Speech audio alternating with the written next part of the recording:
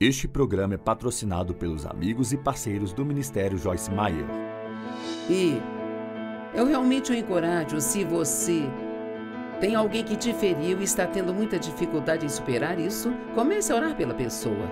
Não precisa ser longa, apenas: Deus, eu a perdoo e peço que a abençoe, oro por ela, para que tenha um bom dia e, sabe, quero dizer, nada deixa o inimigo mais louco do que esse tipo de coisa. Eu sou Joyce Meyer e eu acredito que Deus pode curá-lo em todas as áreas que você sofre. Obrigada por estar comigo hoje no Desfrutando a Vida Diária. E nós queremos fazer isso, não é? Queremos aproveitar todos os dias de nossa vida. E sabe, desde que fiquei um pouco mais velha, só um pouco mais velha, sabe? Um pouquinho só.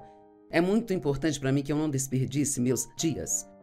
E o diabo gosta que desperdicemos nossos dias. Ele gosta de encontrar maneiras de nos fazer perder nosso tempo e assim, esta semana, daremos algumas mensagens sobre o diabo. Hoje vou falar sobre como o diabo nos ataca. Agora, sabe, tem muitos assuntos que eu prefiro ensinar além do diabo, claro. Sei que você está pensando, cara, isso vai ser bom, vai ser ótimo. Mas o problema é que se nós nunca ensinarmos sobre coisas assim, as pessoas tendem a esquecer que quando algo está acontecendo em suas vidas, que o diabo está por trás, mesmo que esteja trabalhando através de uma pessoa, trabalhará através de qualquer um que puder, através de alguém que nasceu de novo ou não. Sabe, muitas vezes, infelizmente, deixamos o inimigo nos usar e nem percebemos que é isso que está acontecendo, como dizer algo a alguém que pode fazer a pessoa se sentir insegura ou mal, ou o que quer que seja. E então, eu fiquei realmente angustiada quando li que 50% dos cristãos não acreditam que o diabo é real. 50% não acreditam que o diabo é real. E pensei, o que você acha do que está acontecendo? Quero dizer, não é... E mesmo aqueles que acreditam não entendem que ele é, claro, ele é um espírito, então ele não tem corpo como nós, mas ele não é apenas uma influência ou uma entidade. O diabo é realmente real. E não tem apenas ele, mas ele levou 1/3 dos anjos quando ele foi expulso do céu. E seja lá quantos forem, eles são muitos, sabe? E Jesus lidou com o diabo o tempo todo. Lidou com os demônios o tempo todo. E assim, ele nos deu autoridade nesta área. E eu acho que mesmo para mim, apenas estudar sobre esse assunto me fez perceber quantas vezes até eu esqueço, sim, isso é uma coisa do diabo, ou realmente lembrar que é, sabe? Alguém já pensou em coisas estúpidas? E você apenas pensa, o quê? Por que estou pensando nisso aqui? Então, mas agora estou revigorada novamente e isso é só o inimigo que está vindo em minha mente. Então, como o diabo nos ataca? Primeiro, sabemos que nossa mente é o seu lugar favorito. A mente é o campo de batalha. Há algumas ótimas escrituras, eu não vou ler as duas agora, em detalhes, mas em 2 Coríntios 10, 4 e 5 diz: as armas da nossa milícia não são armas físicas, então, se não são físicas, são espirituais. E essas armas são coisas como louvor e adoração. Sabia que a gratidão é uma arma contra o inimigo? Ele nos provoca a tentar reclamar e Deus quer que sejamos gratos em todas as coisas. E o engano, ele tenta nos enganar. Seria tão incrível se neste lugar, sem falar nas pessoas maravilhosas nos assistindo, onde quer que você esteja nos assistindo, em quantas mentiras nós acreditamos e nem percebemos que são mentiras. Desde que você conheceu a palavra, você já percebeu, nossa, acreditei nisso e não era verdade? Bem, acho que ainda tem coisas que eu estou aprendendo. Nós precisamos realmente comparar o que acreditamos com a palavra de Deus, sabe? E então, nós saberemos que o que estamos acreditando é a verdade, porque o truque número 1 dele, se quiser chamá-lo assim, é enganar as pessoas. E o maior engano ele não é real.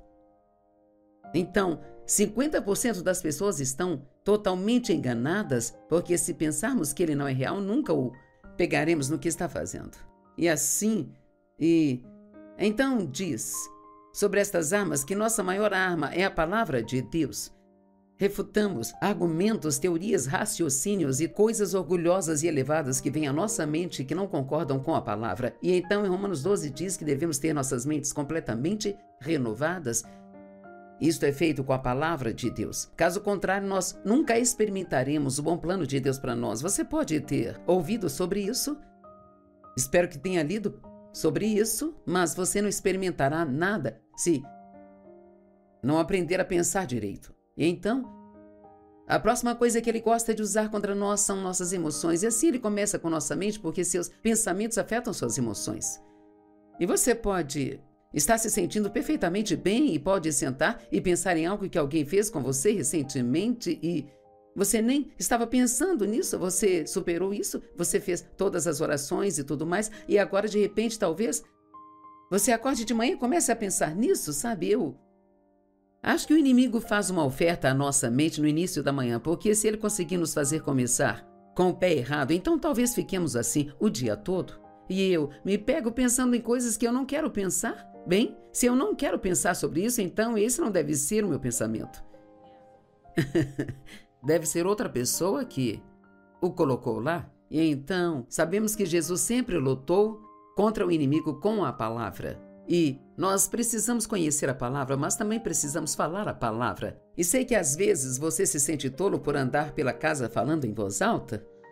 Mas Jesus respondeu ao diabo e acho que também podemos e devemos. Não podemos ser preguiçosos em querer derrotar o diabo. Então, uma outra maneira, uma maneira realmente muito grande dele nos atacar é tentando nos deixar com raiva. Às vezes ficamos tão irados com as coisas que as pessoas fazem. E é tão difícil não ficar com raiva daquela pessoa que entra na vaga do estacionamento que você está esperando por 5 minutos, então você fica... E eu aprendi ao longo dos anos, porque passei por isso por muito tempo, e agora eu penso, eu não vou ceder a isso, então eu apenas digo, Deus te abençoe.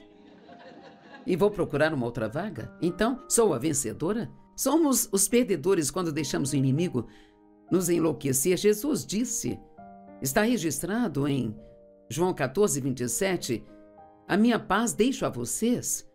Eu não lhes dou como o mundo a dá, mas a minha própria paz especial eu deixo a vocês. Então, qualquer um pode ser feliz quando tudo sai do seu jeito.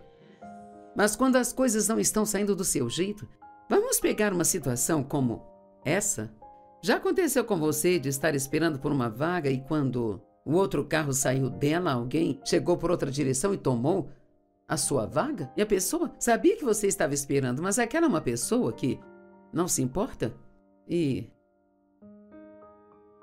somos tentados a ficar chateados. Mas Jesus disse em João 14, 27 que ele não apenas nos deu uma paz, mas é uma paz especial.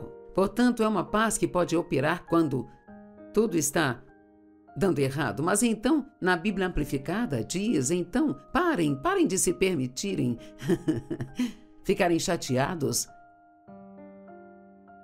e com medo, frustrados e tudo mais. Então, Jesus fez a parte dele, então temos que fazer a nossa parte e isso requer domínio próprio. E não amamos o domínio próprio. Então, se você está com raiva de alguém, apenas supere isso, sabe? Porque isso não vai mudar ninguém, eles não se importam se o seu dia está arruinado porque você está bravo com eles. Você não está ferindo ninguém por ficar bravo com eles. Eles nem se importam, estão se divertindo, não importam se esteja chateado. Então, não deixe o inimigo fazer isso com você e apenas decida ser feliz assim mesmo. E eu realmente descobri que você tem que praticar para saber. Mas muitas vezes, quando tentamos perdoar alguém, parece que simplesmente não conseguimos. Nós queremos, mas não conseguimos superar e continuamos com raiva. Isso só vai aumentando. E isso é porque nós não fazemos o que Deus nos diz em sua palavra. E a única coisa que ele diz para fazer é orar por seus inimigos. Eu passei por uma situação recentemente em que alguém fez algo que me machucou e eu não conseguia tirar isso da minha mente. Eu tentava derrubar aquilo e voltava, tentava derrubar e voltava. Até que eu fiquei cansada daquele joga fora e volta. Mas quando comecei a orar por essa pessoa todos os dias, a Bíblia diz para orarmos para que sejam felizes e abençoados. No natural, não queremos que sejam felizes. Sabe, essa é a verdade. Realmente, não quero orar isso, Deus, mas vou orar. Mas abençoar alguém, não. Significa que Deus vai dar a eles uma nova casa ou algo assim. E se Ele os abençoar com a verdade e revelação do que precisam para suas vidas, então eu deixo a forma como Deus vai abençoá-los para Ele? E eu realmente o encorajo, se você tem alguém que te feriu e está tendo muita dificuldade em superar isso, comece a orar pela pessoa. Não precisa ser longa, apenas Deus, eu a perdoo e peço que a abençoe, oro por ela, para que tenha um bom dia e, sabe, quero dizer, nada deixa o inimigo mais louco do que esse tipo de coisa. E, na verdade, eu acho que é um grande privilégio de termos a graça de realmente perdoar alguém, sabe? E eu comecei a pensar nisso recentemente, eu pensei, sabe, não temos que odiar as pessoas e ficar com raiva e sermos vingativos, mas as pessoas no mundo realmente não têm outra opção, porque elas não têm quem as ajude, e assim nunca devemos fazer nada do jeito do mundo, mas do jeito de Deus. E uma outra coisa que o inimigo faz é tentar nos fazer comprar coisas que não podemos pagar.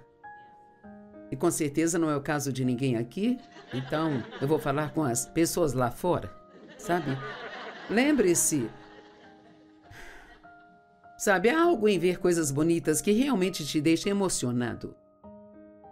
Para os homens pode ser um carro novo. Eu nunca vou esquecer, o Dave me levou uma vez para comprar um carro novo para mim.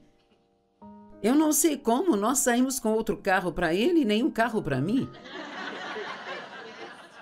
Isso aconteceu de novo, aconteceu 2 vezes. E sabe por quê? Porque os homens se empolgam. Bem, não importa.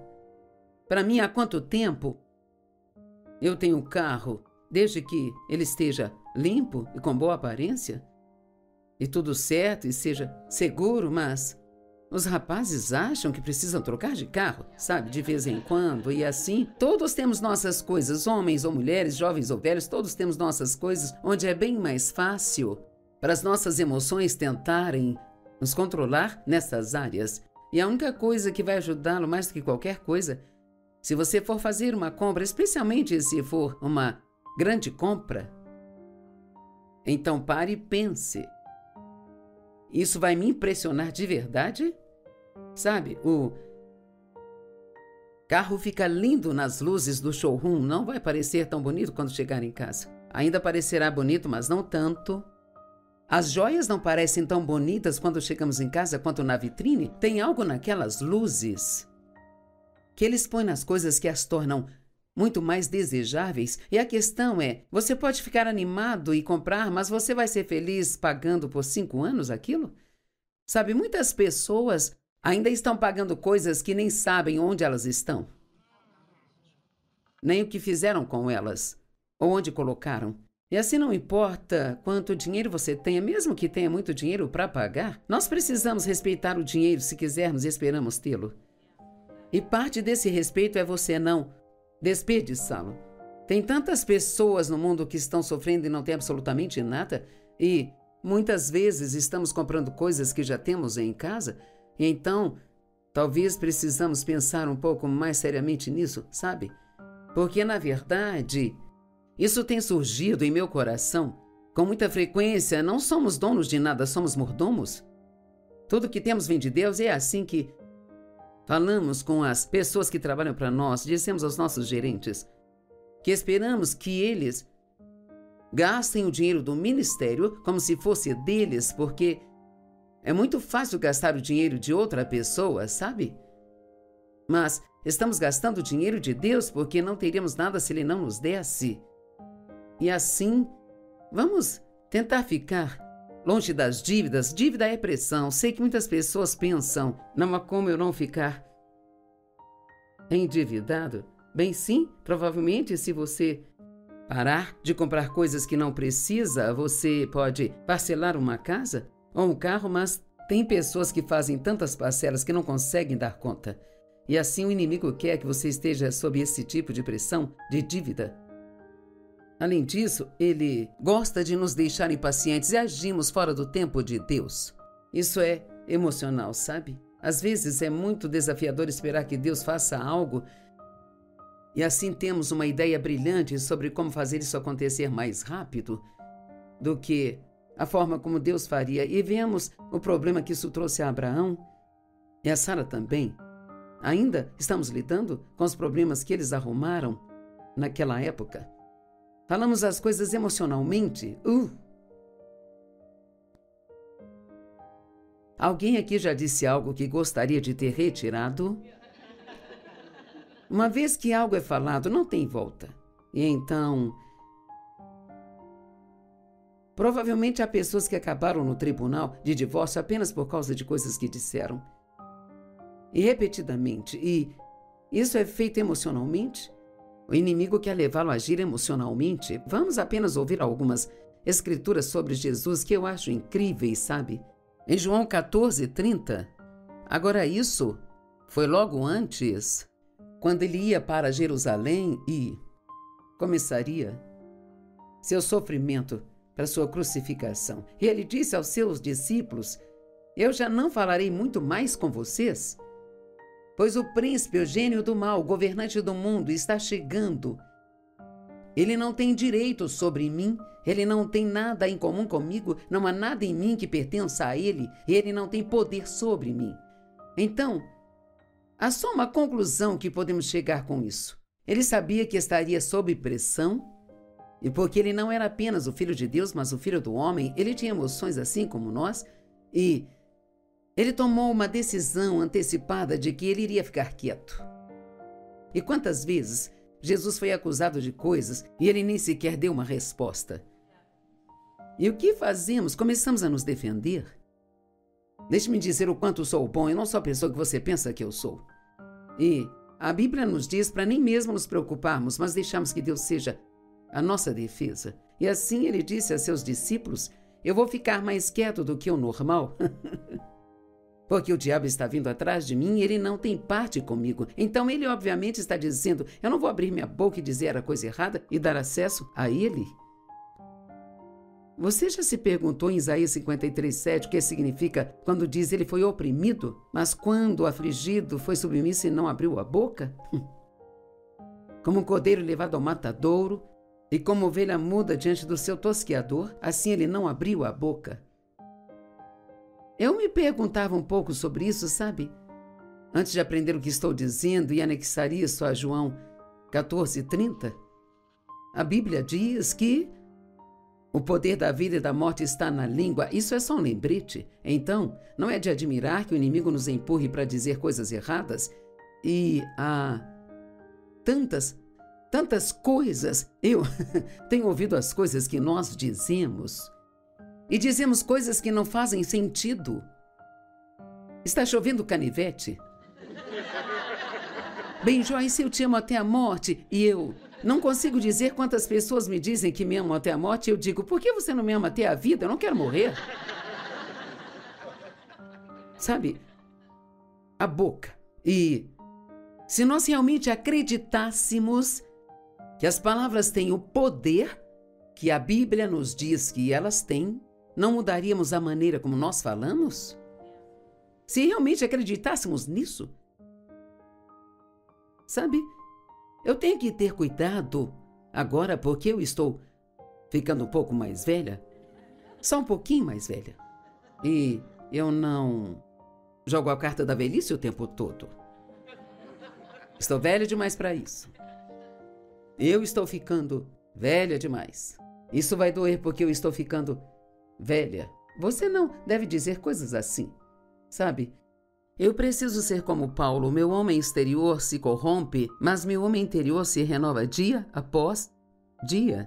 E muitas pessoas se convencem a desmoronar antes da hora. Outra coisa que o inimigo faz, e isso provavelmente é muito grande, é que ele vem contra a sua vontade. E ele tentará levá-lo a fazer a escolha errada, ou uma das maiores coisas com que as pessoas lidam é com a passividade. Watchman Nee, eu li o livro dele, O Homem Espiritual, e ele me ensinou há muitos anos atrás, porque ele trata da vontade, emoções e fala muito dos perigos da passividade, sabe? E uma pessoa passiva é alguém que não age, ela quer que Deus ou outra pessoa faça tudo por ela. A preguiça faz parte disso, a procrastinação faz parte disso, mas a pessoa passiva não usa a vontade dela para fazer as coisas que ela sabe que deve fazer. Ela espera sentir vontade. Agora, sabe, para eu estar preparada para vir aqui ensinar, eu tive que me levantar às 5 da manhã. E é bom que eu seja uma pessoa mais da manhã, mas digamos que eu não fosse. Bem, só porque eu não queria acordar às 5 não significa que eu poderia só dizer não vou acordar às 5. Mas há pessoas que basicamente não fazem nada menos que elas tenham vontade de fazer. E não podemos só fazer só o que temos vontade ou não fazer o que não temos vontade. Temos livre-arbítrio. E Deus, Ele nos deu o livre-arbítrio porque Ele quer que nós o usemos para escolher a sua vontade. Ele não queria um monte de robôs apenas programados para fazer o que Ele disse. Ele queria que, por amor, escolhêssemos fazer a sua vontade. Então, escolhemos fazer a vontade de Deus em todas as situações, quer queiramos ou não. E no livro de Mateus, 3 vezes está registrado que Jesus pediu ao Pai que, se possível, passe de mim este cálice. 3 vezes ele orou a mesma coisa. Se possível, passe de mim esse cálice. No entanto, seja feita a tua vontade, não a minha. Agora, se ele orou a mesma coisa 3 vezes, ele realmente devia não querer passar por aquilo, sabe? Eu acho que às vezes não percebemos. A Bíblia diz que ele suou gotas de sangue quando estava no jardim orando. E isso é algo que pode acontecer, mas só pode acontecer quando alguém está sob a maior quantidade de estresse que se possa imaginar que alguém possa ter. Então, para ele tomar a decisão de seguir a vontade de Deus, isso foi extremamente difícil. Extremamente difícil. Cada vez que ele dizia, Pai, passe de mim este cálice, se possível, passe esse cálice de mim. Então ele também disse, todavia seja feita a tua vontade e não a minha. E realmente era isso que ele estava dizendo. Eu não quero fazer isso. Mas ele queria fazer o que Deus queria que ele fizesse, mais do que ele queria fazer o que ele queria fazer. Eu vou dizer novamente. Às vezes eu digo algumas coisas que acho que precisam ser repetidas. Tenho dito isso nos meus ensinos com frequência porque realmente acho que é isso. Ele queria fazer o que Deus queria que ele fizesse, mais do que ele queria fazer o que ele queria fazer. Então todos podemos querer fazer coisas e, muitas vezes, Deus vai conceder os desejos do seu coração. Mas Ele quer que você dê a Ele a escolha de como e quando fazer isso. Em vez de agir de forma independente e tentar fazer tudo por si mesmo.